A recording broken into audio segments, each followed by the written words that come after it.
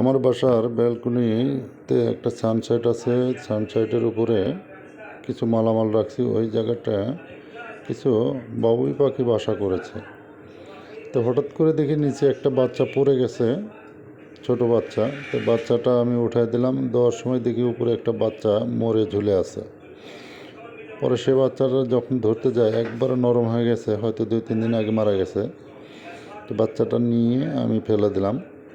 পরে দেখলাম যে দেখি একটু উপরে আরও বাচ্চা আছে কি না।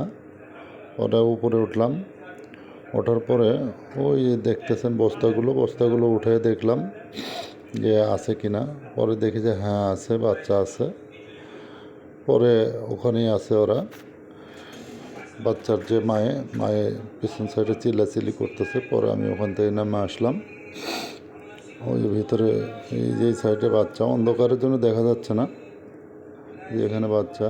এখন বাচ্চাটা ধরলাম না যে মরে আছে কিনা বেঁচে আছে। যাই হোক, ভালো থাকুক।